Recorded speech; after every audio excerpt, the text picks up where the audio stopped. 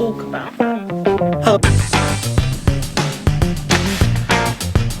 It's quite poor.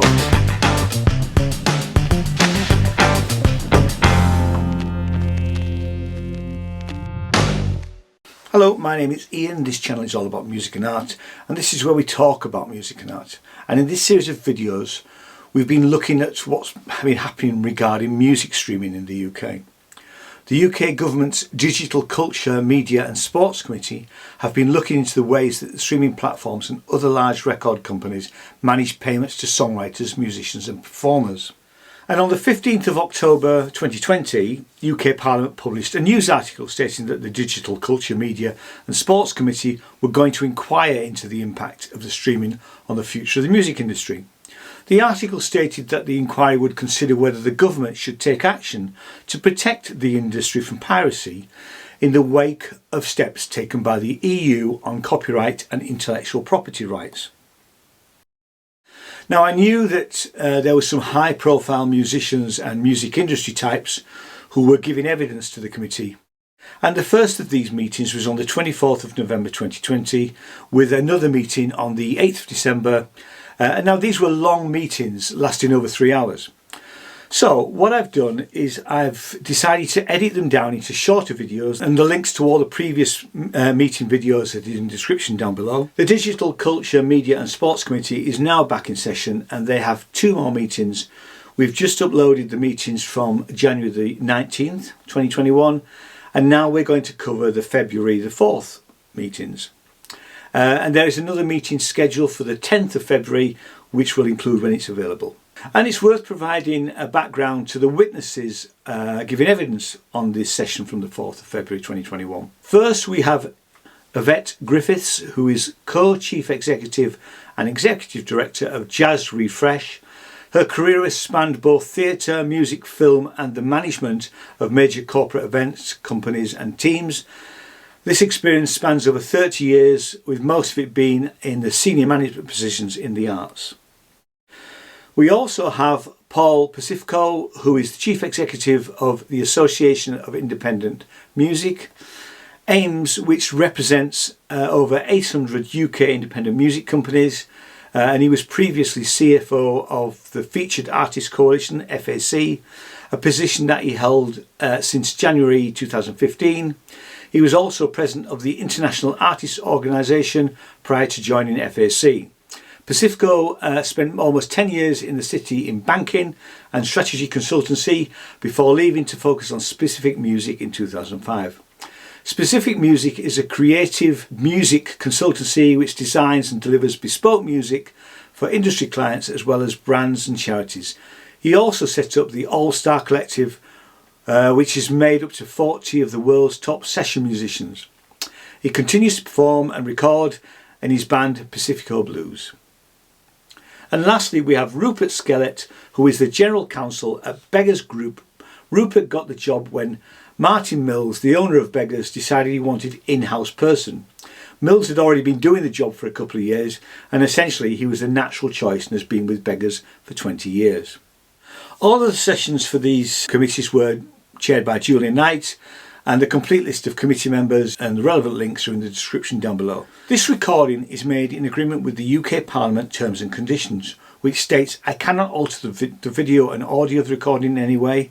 I can't use this material for satire or use it on a website or social media platform that promotes, encourages or facilitates illegal activity or encourages hatred and antisocial behaviour. So, here is part 4 of the session from the 4th of February 2021 into the economics of music streaming.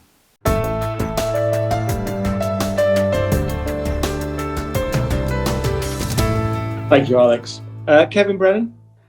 Thank you, Chair. And of course, Alex represents the seat where Sir Tom Jones was born and brought up, and I represent the seat where Ivor Novello, whose real name was Ivor Davis, was born and brought up, and in a way they both symbolize 2 aspects of music. Tom Jones being one of the greatest interpreters of the popular song, and still to this day with an astonishing voice into his 80s now, and Ivor Novello, of course, one of the great British songwriters of all time, with a with the Ivor Novello Awards named after him and the Ivors Academy named after him. And the reason for that preamble is really to get into the value of the song, because, Paul, in your evidence, AIM point out that 80% of your members also have publishing interests.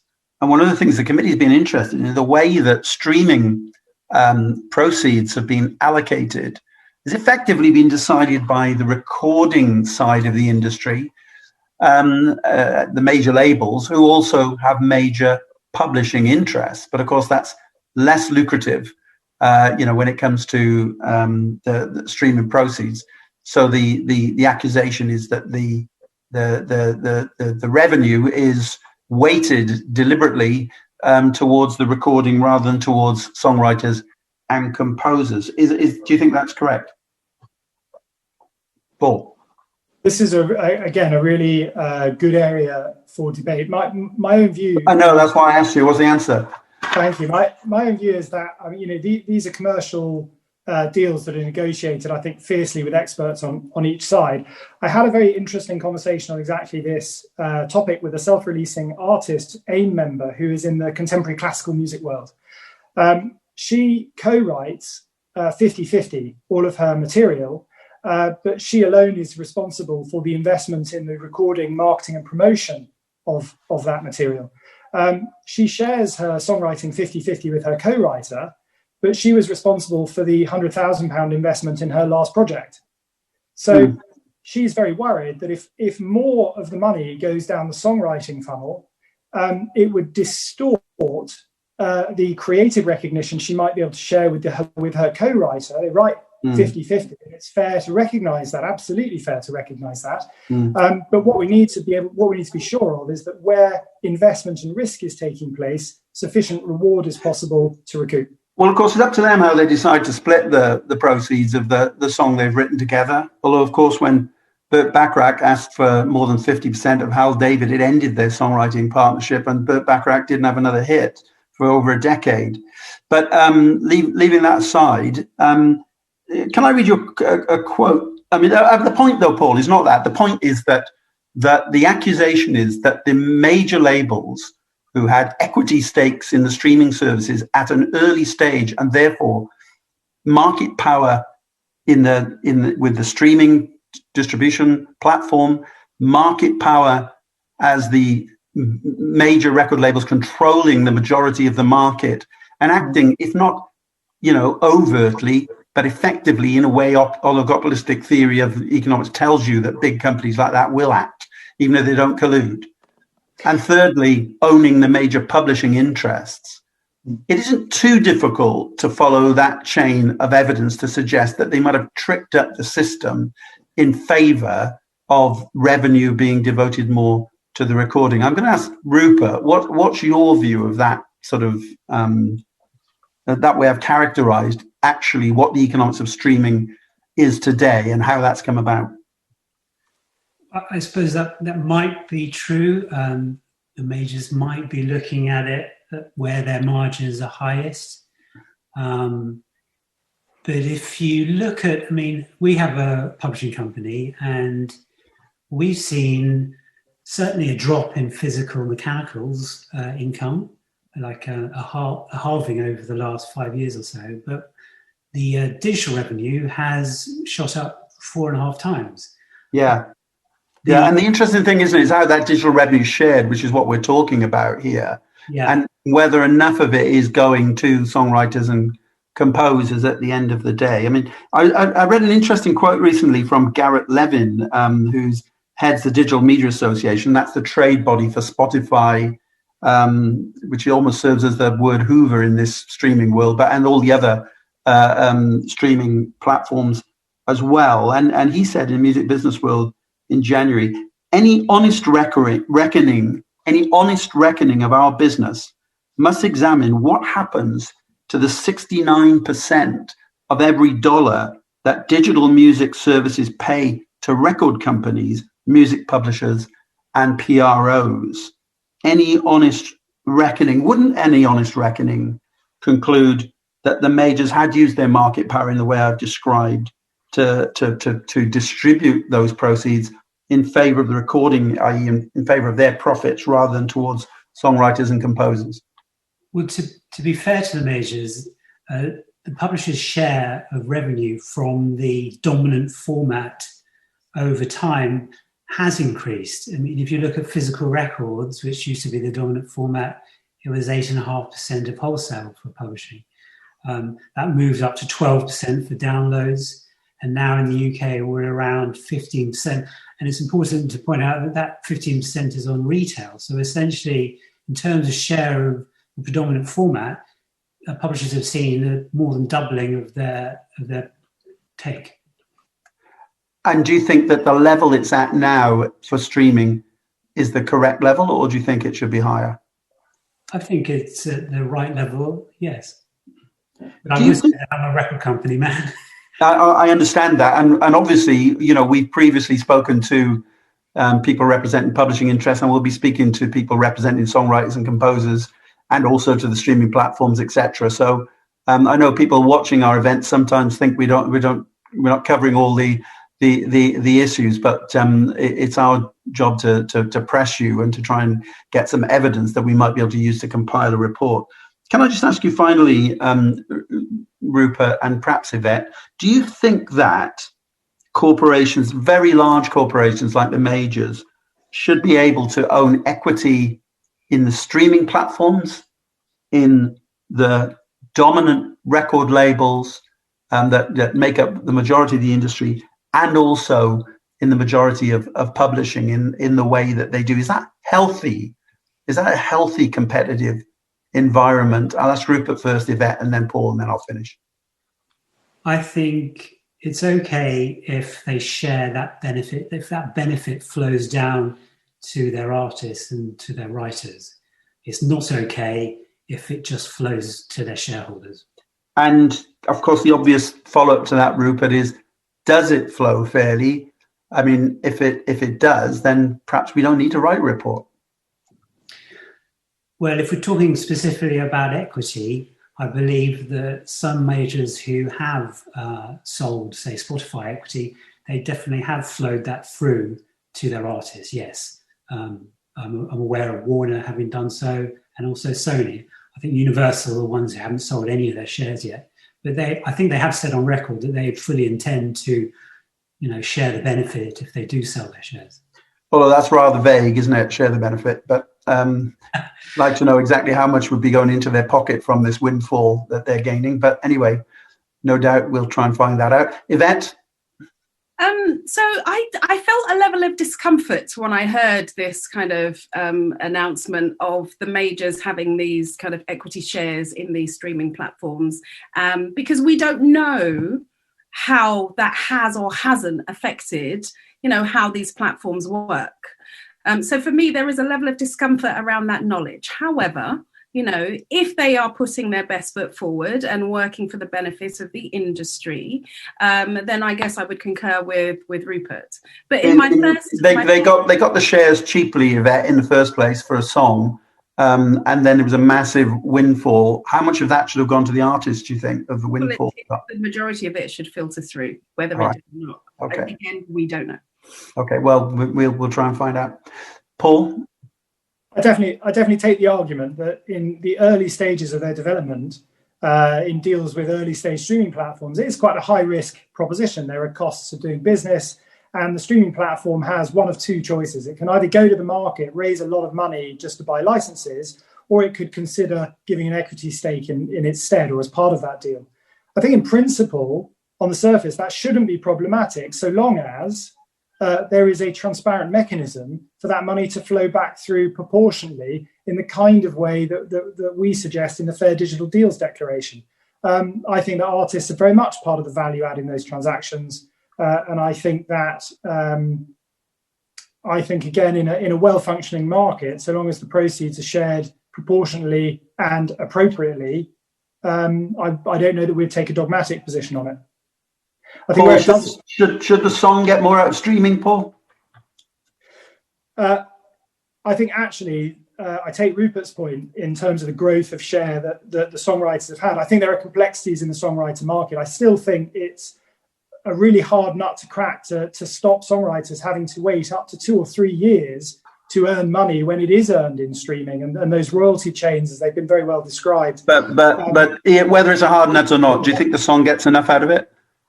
Streaming?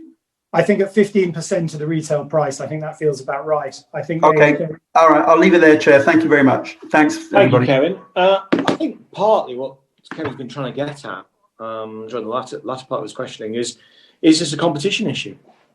Is the cosy relationship between the majors and the streamers, is this competition? Paul? I think our biggest fear is that the market changes incrementally, not in seismic shifts. And our fear is that the Competition and Markets Authority in each individual transaction see it as small and insignificant and don't necessarily have the benefit of the big long-term picture, where we see ever greater difficulty and infrastructure being bought out of the independent ecosystem and isolated into the majors. So I think it's something to watch very, very carefully. Okay, so just to paraphrase, you're saying that you think that this is worthwhile an investigation by competition authorities to look to see whether or not the long-term drift, the way in which the majors, along with the streamers, have basically corralled the industry in the way they have. I think it's fair to say that we are concerned about long-term drift. Whether it's the right time to call an investigation now or to keep a watching brief, I think is a good debate to have. Julie Elliott. Thank you, Chair. And thank you, all of you. It's been really interesting listening to your evidence today. I want to go off into something slightly different. We've had evidence into the committee, written evidence from Sandy Shaw, about the fact that British record companies are being bought up. And as she said, our crown jewels are gone. There's currently no such thing as a UK record industry. The majors disagreed with that. Why do you think artists are concerned by major companies' acquisitions of British record labels? Who wants to go first? Paul? I absolutely understand where Sandy's coming from. I know Sandy well. We worked together very closely when I was the Chief Executive at the Featured Artists Coalition. The independents fight hard. We do together make up 25% of the market, but individually each business is small. And I think it is a concern to artists and entrepreneurs in music alike to make sure that small, hard-fighting sector of the market is given the support it needs to continue to punch above its weight. Do you think there's you would expect further acquisitions as we move forward of British labels in the future? Only this week we've seen that acquisition of AWOL by Sony. I think it is absolutely expected that independents will continue to spring up, invest brilliantly in brilliant artists, grow and be acquired by majors. What we want to make sure, in of itself, that's not problematic, so long as the market conditions enable new ones to spring up and to continue to grow. Rupert, would you like to comment? Well, we are a British record company and we are definitely not up for sale and will never be up for sale. Yvette? I echo Rupert. We are a British company and we are not for sale. And do any of you think there's a route to developing a British label to rival the big three? They're all based in America. And on top of that, what government investment and support should focus on this? I'll go back round again. Paul. I would absolutely love to see that happen. I would love to work with organisations like the British Business Bank and the Scale Up Institute, which we do, to try and find out the best way to make that happen. I think we can definitely... Do you think it's possible? Yes. Why not? Good. Yeah. I think it's possible. Yvette, yeah. I was just going to say, I think it's possible too. I absolutely think we've got some real strong, big independents already. Do you know what I mean? And as Paul says, with the introduction and the partnership with some of these kind of investments, etc., there's absolutely no reason why something that already exists could be upscaled, let's say, or something new kind of comes into the world. Can I just point out as well? Or I think, am I right? And would you see it as a good thing? Yeah, of course. all three global heads of all of the three majors are British. There's no lack of British talent, both on the chair's commercial and the nodding. creative side. Yeah, we've been exported. Rupert, do you want to comment? Well, yeah, that would be great. And it's probably worth mentioning that it's an absolute tragedy what happened to EMI, which obviously was a great British record label. I mean, it's just, you know, it makes you cry what happened to it. But yeah, very much in favour of it. You know, we have the talent, we have the artists, we have everything, we have the infrastructure, we have the we have the good rights protection law. So yes, definitely. So what do you think could happen to make it happen? What needs to happen to make it happen? I really don't know. I'm not sure. I mean, Paul, any thoughts, anybody? Money. Paul's saying money. Paul's suggesting money. Money. If something, listen, you know, levity aside, something like a creative industries tax break could make this happen. That could move the needle and absolutely reboot the British music industry in a way that it could really benefit from. Great. That's a good note to end on. Thank you very much, Chair. Thank you, Julie. And that concludes our session for today. So thank you to Paul Pacifico, Rupert Skellett and Yvette Griffith. Your evidence today has been most illuminating. Thank you. Order. Thanks, everybody. Bye.